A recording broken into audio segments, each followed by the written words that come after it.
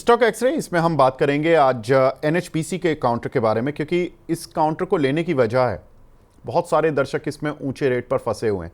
और प्रॉब्लम इस चीज़ से नहीं होती कि आपने महंगा लिया हुआ है, काउंटर में मूव जब नहीं मिलता वो बहुत सुस्त कैटेगरी में आ जाता है, तो लोग थोड़े बोर होना शुरू हो जाते हैं, इरिटेट होना शुरू हो जाते हैं, क्योंकि निफ्टी 22,000 से 25,000 तक पहुंचा लेकिन शेयर में मूवमेंट ही नहीं है, शेयर वहीं का वहीं। तो लोग ये सोचते हैं कि कहीं उन्होंने गलत शेयर तो पोर्टफोलियो में नहीं रखा हुआ है। वही एनएचपीसी के साथ हो रहा है। वो इसलिए भी हो रहा है क्योंकि देखिए जुलाई 2024 में 118.40 रुपये का इसने अपना हाई छुआ था। सितंबर 2024 के बाद इस काउंटर ने 100 रुपये के भी दर्शन नहीं किए। ये 80-90 इस रेंज में घूमता जा रहा है। काउंटर अपने ऑल टाइम हाई से तो करीब 30% नीचे, लेकिन अगर हम देखें तो ये काउंटर मूवमेंट में नहीं आ रहा है। ये इसकी सबसे बड़ी प्रॉब्लम है। क्यों नहीं चल पा रहा है शेयर, उसका रीज़न देखते हैं। देखिए, एक दो क्वार्टर्स के इसके नतीजे खराब आए, खासतौर से पिछले क्वार्टर के भी नतीजे खराब आ गए। जब मार्केट चल रहा था तो इसके रिजल्ट खराब आ गए, तो वहाँ पर थोड़ा सा प्रॉब्लम आ गई इस कंपनी के साथ। मार्जिन्स इसके जो कि अमूमन 60-61% के आसपास रहते थे, वो गिरकर 46% तक आ गए, जिसकी वजह से मार्केट तो एक तरफ चला गया लेकिन ये रिकवर नहीं हो पाया। और पावर शेयरों में वैल्यूएशन को लेकर ऑलरेडी काफ़ी सवाल उठ चुके हैं, तो ये भी एक इस काउंटर के साथ दिक्कत रही। लेकिन अगर इसके ट्रिगर सुनेंगे तो शायद उन लोगों को राहत मिल जाए जिन लोगों ने काफ़ी समय से लिया हुआ है। देखिए, एफआईज और डीआईज ने शेयर खरीद रहे हैं वो, और उन्होंने अप्रैल जून में ही इसके शेयर खरीदे। जब शेयर सुस्त चल रहा था तो वो शेयर खरीद रहे थे। एफआईज ने हिस्सा अपना 8.81% से बढ़ाकर 9.31% किया है। वहीं डीआईज ने अपना हिस्सा 10.62% से बढ़ाकर 10.63% किया है। अगर हम देखें तो Q1 में अब जो ट्रिगर्स हैं मेन, यानी कि अप्रैल जून, जो कि नतीजे आएंगे, नतीजों का सीजन चल रहा है, तो इन नतीजों में इनका एक प्लांट शुरू हुआ है 800 मेगावाट का, जिसका नाम है परबती। ये जो प्लांट है ये इनकी कैपेसिटी को बढ़ा रहा है और ये हाइड्रो पावर प्लांट है, तो इसका एक फायदा कंपनी को इस क्वार्टर से आता हुआ दिखेगा।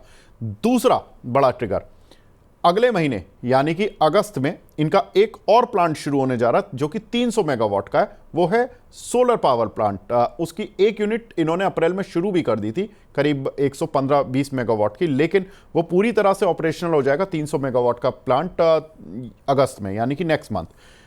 तीसरा बड़ा जो इनके लिए ट्रिगर है वो है कि Q3 में, यानी कि अक्टूबर दिसंबर में भी इनका एक प्लांट शुरू हो रहा है 120 मेगावाट का हाइड्रो पावर प्लांट। तो यानी कि ये अगले जो 2-3-4-6 महीने होंगे दिसंबर तक, कंपनी के करीब 450 मेगावाट की करीब कैपेसिटी एडिशन हो जाएगा। 800 मेगावाट का कंपनी अभी करके चुकी है, जिसका बेनिफिट शायद इस साल में दिखे। कंपनी वैसे अगर देखें तो यही कैपेसिटी ऐड नहीं कर रही है। कंपनी अगले कुछ सालों में अपनी क्षमता को डबल, और अगर उससे भी थोड़ा लॉन्ग टर्म चलें तो 6 गुना तक करने का प्लान किए हुए बैठी है। कंपनी की अगर मौजूदा कैपेसिटी देखें तो 8140 मेगावाट की है, और कंपनी करीब 9897 मेगावाट के नए पावर प्लांट लगाने पर कामकाज कर रही है। वो कंस्ट्रक्शन स्टेज में है, धीरे धीरे ये कंस्ट्रक्ट होते जाएंगे। तो ये एक बहुत इंपॉर्टेंट ट्रिगर है।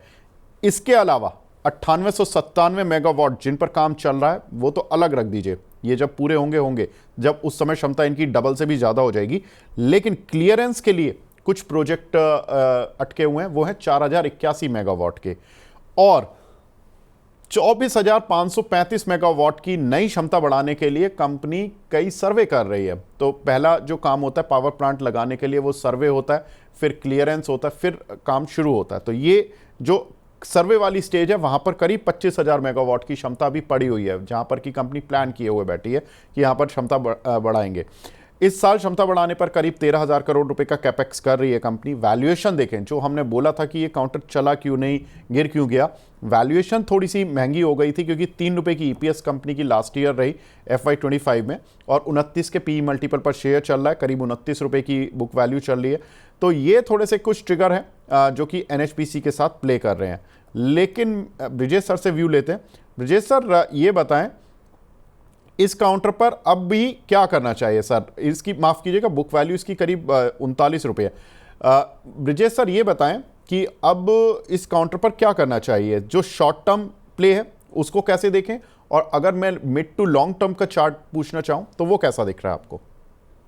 विवेक, मेरा मानना है कि ये जो 90 का जो लेवल है इसमें ये एक स्टिफ रेजिस्टेंस है, और कहीं ना कहीं एक छोटा डिस्ट्रीब्यूशन देखने को मिल रहा है। तो मेरा मानना है कि हो सकता है कि ये जो 85 का लेवल है, यहाँ से कहीं ना कहीं ये स्टॉक पहले 80 के आसपास आ सकता है। तो ये थोड़ा सा नेगेटिव बायस है। 80 का, 80 और 90 आप पकड़ के चले कि कहीं ना कहीं ये रेंज है ये स्टॉक के लिए।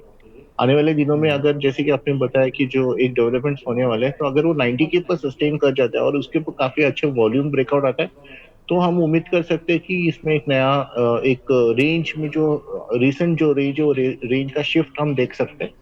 बट जो जिस हिसाब से लास्ट 3-4 हफ्ते में जो एक सेलिंग देखने को मिला, उसको देख के ऐसे ध्यान में आ रहा है कि जो नीचे के जो सपोर्ट लेवल्स है 80 के आसपास, नॉट एग्जैक्टली 80, बट देन एक है कि 2-3 रुपया तो यहाँ से नीचे जाएगा ऐसा लग रहा है। 80 का लेवल है जहाँ पे, वहां पे हम थोड़ा सा बॉटम फिशिंग भी कर सकते हैं, बट वेट एंड वॉच है।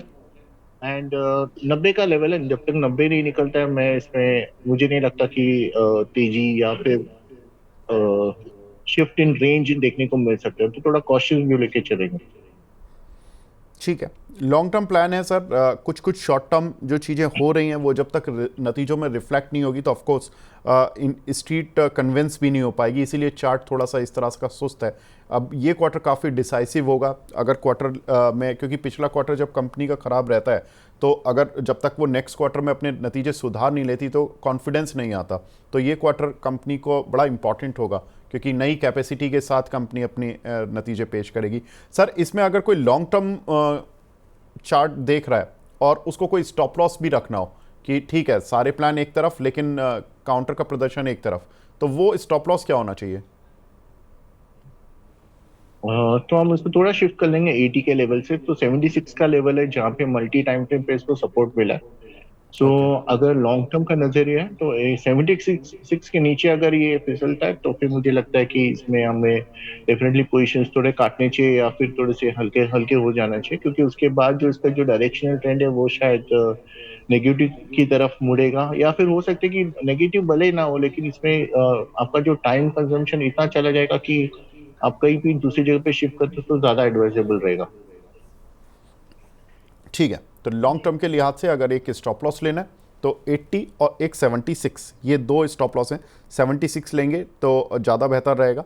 जो लोग निवेशक हैं, निवेशक के तौर पे सोचते हैं 90 के ऊपर निकलेगा जब भी काउंटर पर मूव मिलेगा, तो ये थोड़ा सा एक रेंज है। और वो 90 के ऊपर कैसे निकलेगा वो हमने बता दिया कि नतीजे जब तक ठीक नहीं होंगे, जब तक कंपनी का एक जो वैल्यूएशन वाला कंसर्न है और दूसरा जो नतीजों वाला कंसर्न है वो दूर नहीं होगा। लेकिन ट्रिगर वही है, तीन ट्रिगर जो सबसे इंपॉर्टेंट, एफआईज ने माल खरीदा, डीआईज ने माल खरीदा, कैपेसिटी एडिशन कर रही है और कर चुकी भी है। कुछ इन्होंने अभी की है, कुछ अगले कुछ क्वार्टर्स में आपको आते हुए दिखाई देंगे। तो ये इंपॉर्टेंट डेवलपमेंट जो कि हमने आपके एनएचपीसी के लिए आपके साथ शेयर किए हैं।